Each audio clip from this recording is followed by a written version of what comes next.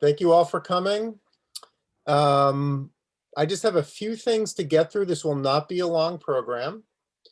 Feel free to ask questions. The easiest way for me is if you just unmute and yell it out. Nobody has to ask questions. You can just sit there and listen.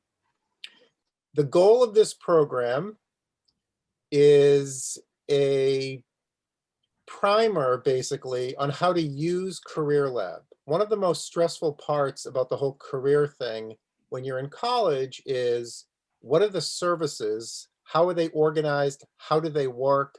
What am I supposed to be doing?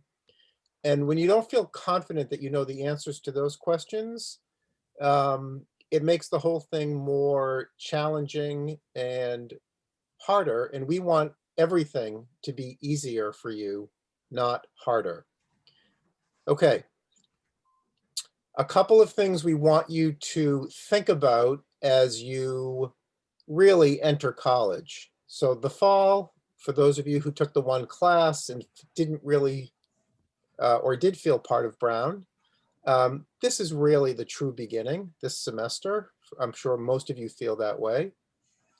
And one of the things to think about is, during college as undergraduate students, most of your career decision-making, most of your planning for your future by the time you're a senior is not going to be a finished product. You're going to probably end college with more information than you have now, that says a better idea of what you might be interested in than you have now, but not 100% certain, and probably interested in multiple things. Someone was talking in the background.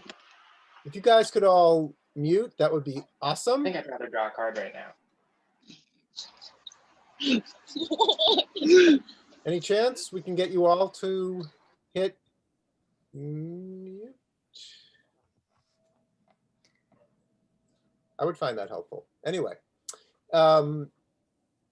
so don't put a lot of pressure on yourself and compare yourself to others as you feel like what you're going to do after graduation. You should start to have a more specific idea pretty quickly because everyone else does. Everyone else doesn't. And when you're meeting with the counselors one-on-one in our offices, or virtually for now,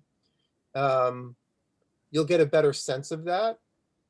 Most of the figuring out happens after college, in the first experiences you have in the first 3 to 5 years after college. You do learn something during college, but do not put pressure on yourself that what happens during college determines the next 40 years professionally. It simply doesn't. Career development doesn't work like that. Okay? Goals for this year, because summer 2021 internships and summer jobs is not really in play for most of you because you're going to be in school, and that's totally fine. You're going to be fine. Think about other ways to advance your career decision-making and career awareness by attending programs that our office puts on, which include, and I'm going to highlight a few in an upcoming slide, but it includes how to write a resume, how to network with alumni and why that even matters, how to write a cover letter. There are going to be information sessions that employers do where you can just, like you're listening to me now, virtually listen to organizations, describe the kinds of opportunities they have, what they look for in students, anything that you might be interested in that you don't know that much about and you want to just listen to what organizations are saying, you should go to some of those things. And I just can't stress enough, because I've talked to a lot of your class already one-on-one, and there seems to be a lot of stress about the fact that you're not going to be doing internships this summer, and what is that going to mean for your future? In terms of a negative impact, it's going to mean nothing. You're all going to be fine, literally. And the other thing I just want to highlight is, if you are right now as a first-year student in college, thinking about, planning for, trying to figure out, should you be going to grad school, you're a little early. And you might want to let the first few semesters play out a little bit to see what it is you like, what you're good at, and is that similar to what you think right now. Most graduate school decision-making is made a few years after college because it's based on those first few jobs and experiences. If you are one of the rare students who does know, that's great, good for you. But the majority of you don't feel that way, and I just want to validate that by saying that is the most common thing by far. Okay. So, starting next week, January 11th, just like this program here, there's going to be a whole series of programs that attending them will make you more confident about the future.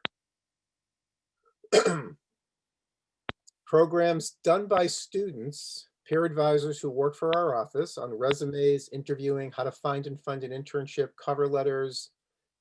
We sometimes do conversations with alumni who talk about their jobs. Anything that you see listed in Handshake under the events tab, and I'll show you that in a second if you haven't already been there. And you think, I might want to listen to that. I might want to pay attention to that. Even if I don't feel like I need it now, I know I'm going to need it at some point. And the more things I get accomplished and feel more confident about this year, the easier next year will be. And that's really true. No pressure, by the way, for anyone who feels like, I don't want to do any of this career stuff yet. Can I just wait? Absolutely. No pressure. We do find that the students who participate in career-related activities, programs, conversations with counselors, all 4 years or 5 years of school, of undergrad school, have an easier time as seniors transitioning to the real world. The real world, you love when people say that. Because they're just more confident about what's available to them, how it works, and how to go about finding it and pursuing it. So again, there's gonna be a resume program. There's gonna be a how to talk to alumni thing. You might not need to be doing any of that right now, but maybe starting the process of learning more about it would be helpful. Okay, who's gonna help you besides me? This slide is irrelevant. It's literally just me. I've been assigned to your class. I'm going to be meeting individually with all 1,600 of you starting tomorrow. I would actually love that job if that was for real. So there are 2 levels of help at Career Lab. One are these students, not literally these students. This picture is a few years old, but the students we have now look exactly like them. They are energetic, highly trained. When you meet with a peer advisor through Career Lab, what they are advising you, what they are telling you, is what they have been told by me. They're not just students who tell you what they randomly think about how you should write a resume, or how do you apply for a job, or how internship funding at Career Lab works. They've all been highly trained. By the way, it's a really fun job. So going forward in the future, if you think, I did something like that in high school, I'd like to do it at Brown, we would love you to apply. We'd love to have you. They're a really great resource for getting started with the various career things. A lot of students at Brown think that the PCAs, as they're called, peer career advisors, the PCAs, they just help with resumes. They do much more than that. Okay? And they're really, really nice. And then we have old people like me. I'm not in this picture. I'm doing the presentation and I'm in charge and I'm not even in the picture. It's kind of rude. And I'm not literally in charge. Why would you schedule an appointment to talk to one of us? It's because you, especially as a younger student, some common themes that people come in to talk about are, I'm thinking about studying sociology. Can you get a job with that?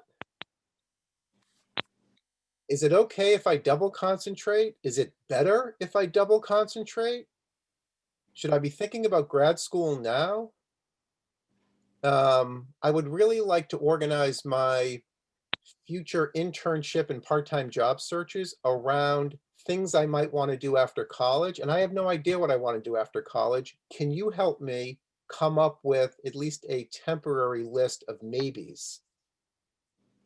Or I'm just stressed out about this whole topic and I need some concrete things to do to alleviate my stress when it comes to career development stuff. Really, really important that you take advantage of this resource, this combination of us, the career counselors and the career staff and the students. There are a lot of people to help you and you should just take advantage. By the way, you schedule appointments if you're ever interested in talking to somebody through Handshake. So for those who don't know, maybe many of you have found this already. When you go to the main page of Handshake, you just click on Career Center. By the way, this is the Events tab where all the list of all the programs that we know about in our presenting or companies are presenting are listed chronologically. You'll get emails about these. They're going to be on social media. But the easiest way is just to go to Handshake, click Events, and just see a chronological list updated all the time. But if you wanted to schedule a one-on-one meeting with a counselor, the Career Center, and then just go to the Appointments tab and schedule a new appointment. All the counselors work with all the students. So feel free to schedule one with me, but really feel free to schedule one with anybody you see listed based on the time that's available. Okay?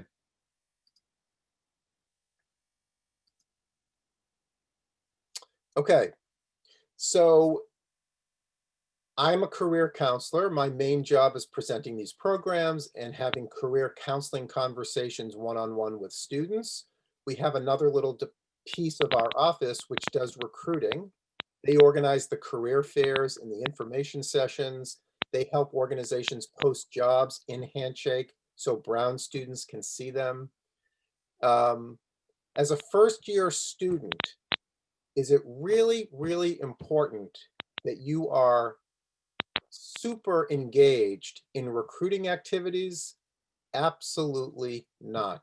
If anybody wants to, if anybody thinks they would be interesting, if anyone thinks, I'd like to go to a career fair, I've never been to one, especially a virtual one, and I might want to talk to an organization to see what kind of opportunities they have, or I just want to listen to a presentation, you should absolutely do all of that stuff. If you're comfortable doing it, if you think you just want to start the process and increase your comfort level, that's great. For those of you who are thinking, I just want to focus on school at the beginning and take some classes and feel comfortable with my course load, maybe get involved in a couple of clubs, and I'll deal with the recruiting and if anyone can hear my dog in the background, I apologize. But she's old and she's confused.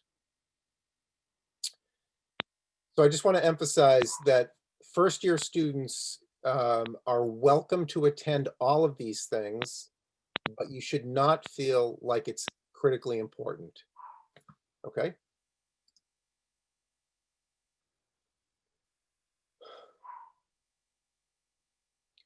Social media is a big way we communicate with students, especially Instagram, but Facebook as well. All of the programs we do, including this one, end up getting recorded and end up on our YouTube page. So if you ever see something and think, oh, I wish I had attended that, check out the YouTube page because there's probably a recording of it. Already there, because of years of compilation, there are lots of YouTube videos of alumni conversations.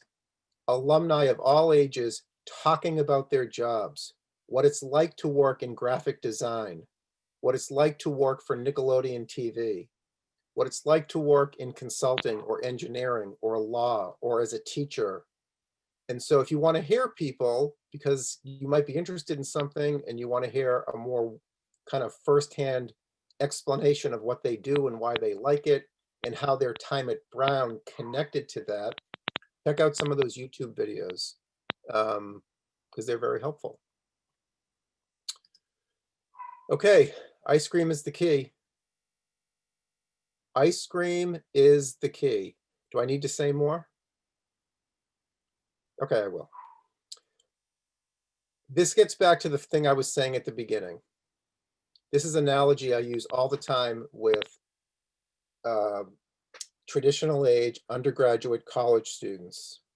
If I were to ask you, and I'm not because there are too many of you, to tell me your favorite kind of ice cream, I bet all of you could come up with one. Right? Of course. And by the way, I do this all the time. Sometimes, obviously, I do it in person most of the time. I ask people to raise their hand if mint chocolate chip is their favorite kind. And 70 to 75% of the brown population for the last 20 years has said mint chocolate chip is their favorite kind. I'm not kidding. I don't know why that is. Oh, there we go. We have a couple of people saying, yeah, me too. It's also my favorite kind. I wonder if people are just doing that to kind of suck up to me because it's my favorite kind, but how would they know it's my favorite kind? Anyway, your ability to say what your favorite kind of ice cream is based on eating it firsthand yourself for many years, eating other kinds of ice cream. We all try all kinds of ice creams. So for many years, you didn't read an article about ice cream. You didn't go to a panel presentation describing ice cream. You just ate it. You also had Rocky Road and vanilla and chocolate and strawberry and peppermint stick and all kinds of different flavors. And after a certain amount of time, you're able to say with confidence and certainty, without hesitation, my favorite kind is this. Jobs work the same way. You try a bunch, but your ability to say, I like this the most is based on trying it more than an internship. Internships help a little, but it takes a little bit of time. And the other thing to think about is whatever you come up with for your favorite kind, those of you who said mint chocolate chip, if I eliminated mint chocolate chip from the world and I said you have to pick something else that doesn't exist anymore, we could all come up with a second one that we would really like and be happy if that's the only one we could have, and that would be our new favorite kind. And the analogy continues with jobs. We're not all cut out to do one job. This job I have at Brown, I've done for many years. I love it. I don't want a new job. But if I had to have a new job, could I find something to do that I was both good at and I would enjoy going to every day? Absolutely. And the same is true for you. The same is actually more true for you. So when you put pressure on yourself to hurry up and decide, what am I going to like the most? Remember the ice cream analogy. It takes time. It's based on your own experience, and it's based on comparing and contrasting multiple flavors, multiple kinds of jobs, and you're always, always allowed to change your mind. Okay.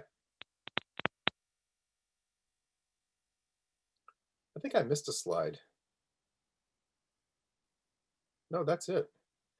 Who would like to unmute and ask a question or two or three?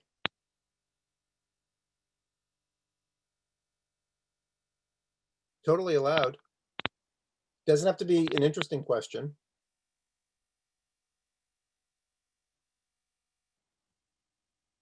Hello. Hello. Hiya. Firstly, I'd like to say thank you so much for presenting that information. It's been really helpful. You're welcome. I just have a quick question. So what sort of advice would you have for students who aren't really sure what type of what concentration or a specific academic field they're interested in terms of like exploring different career opportunities or internships or anything like that? Well, I think you have to think about your academic choice first and foremost and separate from internships. It takes most college students the completion of 3 full semesters. That's 12 classes, completing 12 classes before you feel enough confidence to say academically, this is what I think I'm going to major in at Brown, concentrate in, because I like it the most. I like the department, I like the faculty. When I look at the roster of classes I'm gonna have to take, this is what I like the most. You would then, once you figure that out, and you probably would be doing this simultaneously, have a conversation with one of us about, I figured out that applied math is the thing I like the most. Visual arts is the thing I like the most. What are some of my options? And then we would have a conversation with you, not just about, well, any student interested in visual arts can do these jobs. We would make it specific to you. If you study visual arts, based on your skills, interest, and values and your personality type, you combine that with what you're studying, here are some things that make sense for you. And again, I'm glad you asked me this question. What we want you to know is you don't have to figure that out on your own. Our job is to help you make sense of the combination of your academic interests, the way you're wired, what's important to you, what your values are, what you're good at, what you enjoy. How does all of that work together to come up with some possibilities that might make sense? But it's really important that you give the academic piece a little bit of time. It's very common for people to come out of high school thinking, because in high school, I loved chemistry. I loved my chemistry teacher. I had her 3 times. And I'm going to study chemistry in college, and you take one class and you don't like it anymore and you want something else. Or that might not happen. You might love it even more. I'm just saying, give yourself space and time to get there. And it takes, again, at least 12 completed classes before you're feeling more confident about what you're going to choose academically. That's an excellent question. Thank you for asking. Thank you so much. You're welcome. Hi, I was wondering whether the career labs review applications for internships and recruiting opportunities, or do we go to the writing center for those inquiries? So, excellent question. We do that from the point of view of review applications, resumes, cover letters, anything written, and we review it from the point of view of messaging. Does it flow well? Are you addressing the things that the reader is going to want to see? Are you highlighting the things about yourself that they're going to want to see? If when we're looking at it, and by the way, the peer advisors do the bulk of this in our office and they've been trained to. When they're looking at these documents, if they feel like a student could benefit additionally just from the actual writing, grammar, word choice, then the student would also go to the Writing Center and take advantage of both resources. That's how that works. I think the Writing Center is an unbelievably fantastic resource at Brown. Thank you. You're welcome. Hi, I have a question more about having jobs. So like during Brown, so I know there are like work study programs available. Is that something that you guys handle or is it something else? If you mean the postings themselves, so if you're interested in trying to find a job, what I would do just in terms of listings of departments that are hiring is if you just Google student employment Brown University, it is done through the Human Resources Office, and there are online listings of places that are looking for students. But I wouldn't rely on that 100%. I would also reach out to departments. So for example, if you were interested in working for our office, I'm not saying we have openings or we don't have openings, but you would email careerlab@brown.edu, say a little bit about yourself, what you're interested in doing, and ask if there are opportunities. And do that with any office that you might want to work with or see if they have anything going because you find it interesting. Doing that in combination with just looking at the online listings through human resources are the best ways to find work. Great, thank you so much. You're welcome. I have a question. Yep. So I don't really know what the best time is for students to seek internships. And you're a first-year student, yes? Yeah. So I think the overwhelming majority of you are going to try to find an internship or summer experience next summer, 2022. Okay. Yeah. Thank you so much. You're welcome. Now, if anyone has individual situations that are different than that, and they want to kind of talk through how that might work for them, feel free to schedule a time and talk it through with us. But the majority of first-year students are going to be full-time students this semester, the summer semester. That's going to roll into the fall semester and the spring semester. Hopefully next year will be more normal. And then you will try to find something your sophomore summer.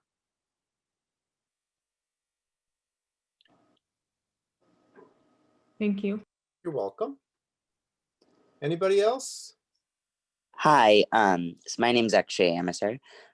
Just a quick question about kind of piggybacking off the last one about sophomore year internships. Yes. So when do you think is kind of a good time to start really looking at those, properly and in depth and trying to start those applications? Well, the end of September. Okay. So once shopping period is over in the fall and your schedule is stable and you have a good sense of what your involvement on campus is going to be in terms of clubs or sports or music or government or whatever you do, and you have a sense of how much time per week you're going to have to devote to it. If you give yourself the whole school year to look and you don't wait until the spring, it will be less stressful and easier to find something. Okay. Just remember something that you're going to hear a lot of when you go to programs that we do, literally called How to Find an Internship. The key to internship finding is not just sending out applications. The process is not at all similar to applying to college. You identify the places you're interested in when you're interested in college, you send them applications, you wait for an answer. That's not how internship searching works. You don't have to know anything about this, by the way, right now, because we're going to teach you. There's a lot of outreach involved. There's a lot of connecting with alumni involved. There's some just send out applications, cross your fingers and hope it works out. But the students who only do that struggle and are more frustrated, and we don't want anyone to struggle and feel more frustrated. Okay, great. Good Thank you. question, though. Thank you. You're welcome.